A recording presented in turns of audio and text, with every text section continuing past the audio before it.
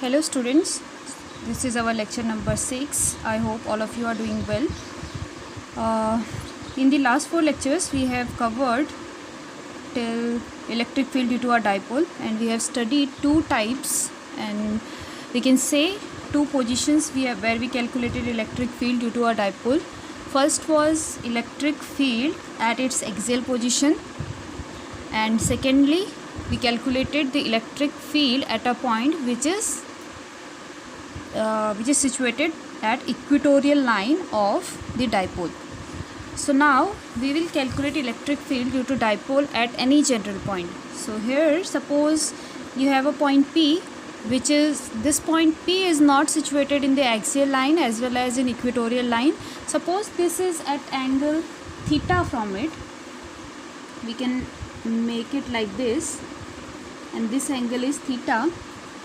So as we know, the direction of dipole moment, that is your P is equals to Q into 2L, and the direction of dipole moment is given by from negative to positive.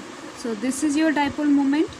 So if we say the point makes an angle of theta from the direction of dipole, then we will write this angle as theta. As you know, this is the direction of P, so I can say this is the direction or this is the direction of P, and if this point is making an angle of theta from the dipole moment direction, then if I resolve P, it will give us the P cos theta component, and perpendicular to it will give us P sin theta component. You can see it from here also. See, if this is your this is the direction of P is your dipole moment, and point P is situated at any angle theta from it. It means the point where we want to calculate the electric field is at an angle of theta from dipole moment. If we want to resolve this P, then this will be P cos theta, and perpendicular to it will be P sin theta. That I have already shown it here. This is P sin theta component, and this is P cos theta component. As we already know, E axial is given by 2 kp divided by r cube, where P is your dipole moment and E equatorial is given by kp divided by r cube. Axial position, you know, this is your axial position and this is your equatorial position. So if we see in this case, we have already resolved the direction of P is already resolved in P cos theta and P sin theta components, and we are calculating electric field here at point P. So for P cos theta component, as you can see here, P cos theta component is in the same line where we want to calculate the electric field. P cos theta and this point P are in same line. You can see it from figure. So for this component of dipole moment, when we calculate E, what is E? Electric field, then we will use this formula, E axial.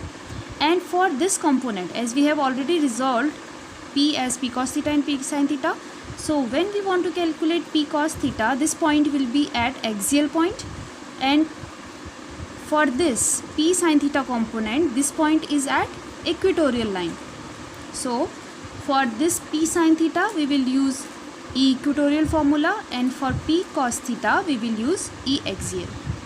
It is clear from the figure that P cos theta component and P are in same line, but P sin theta and this P are in equatorial position. That's why we are using these two different formulas. So for P cos theta, electric field at P behaves as an axial position, and for P sin theta, electric field at P will behave in opposite direction to P sin theta.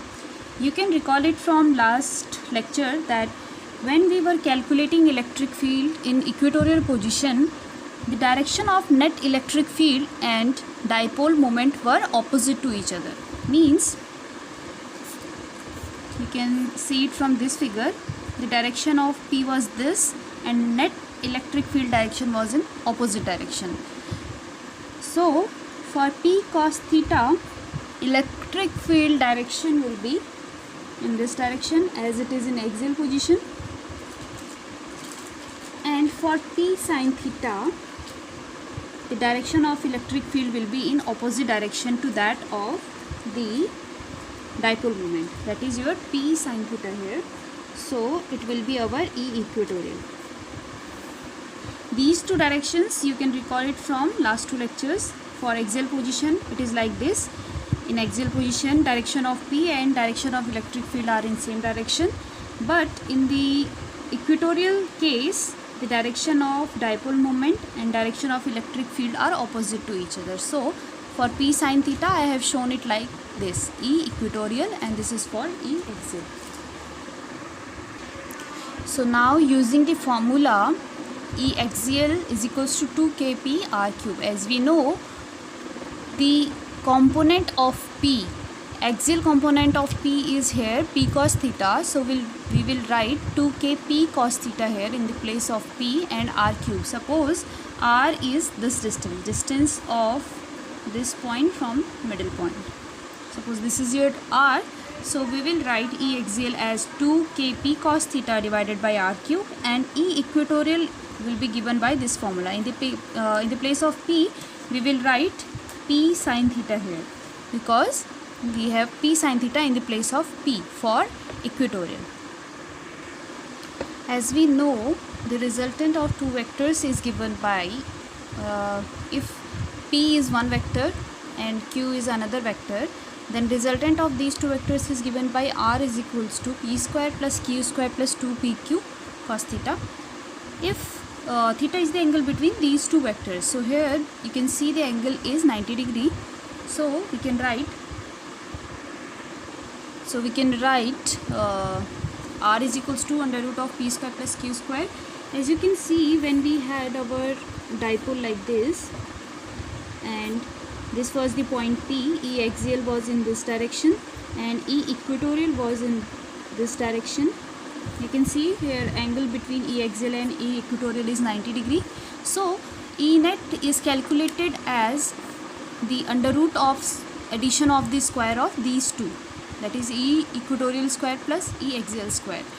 So after calculations, we get E net as kp divided by r cube under root of 1 plus 3 cos square theta. And if we want to calculate the angle between these two, or the resultant, angle of the resultant, so angle of the resultant is calculated by alpha is equals to tan inverse P divided by Q. As you know, theta is equals to 90 degree.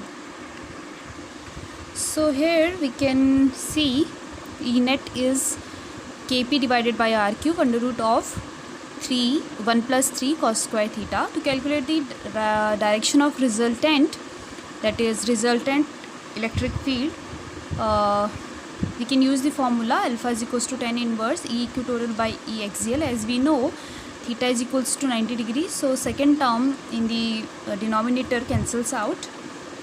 So it is equals to E equatorial upon E axial gives us tan inverse this thing, and after calculating this we can get alpha is equals to tan inverse half tan theta. This is the formula. These two formulas are for the general position of any position or any general position where we want to calculate the electric field. So to check the cases if we have calculated it correctly or not, we can see this from here, or we can check it. Case number 1, when on pure axial position, means we have taken our general point like this. If this general point lies on the axial position, then what will be the value of theta? Theta will be equal to, if this is minus q, this is plus q, and P point lies doesn't lie here but it lies on the axial position, then theta is 0.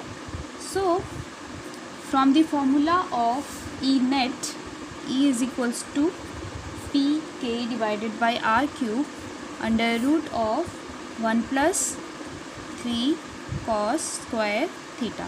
So we will put 0 in the place of theta. So it will give us E is equals to pk divided by r cube, and you know cos 0 is equals to 1. So this comes out to be under root of 4, and under root of 4 gives us 2. So E is equals to 2 kp divided by r cube. So from here we can say when P point lies on the axial position, we get E is equals to 2 kp divided by r cube, and the formula for any general point is true after putting theta is equals to 0. Secondly, case number 2, we say if this theta lies on an equatorial position, when on equatorial position. Equatorial position means when the point lies like this is your dipole and this is the middle point of dipole, and point P lies in the plane which goes through the middle point of the dipole. This is called your equatorial position. So for equatorial position, theta becomes 90 degree, and you know if we put theta is equals to 90 degree, we get pk divided by r cube, and cos 90 gives you 0, so it is under root 1. So value of E comes out to be pk divided by r cube, and it is also correct. We have already calculated it. So this is the final formula for general position.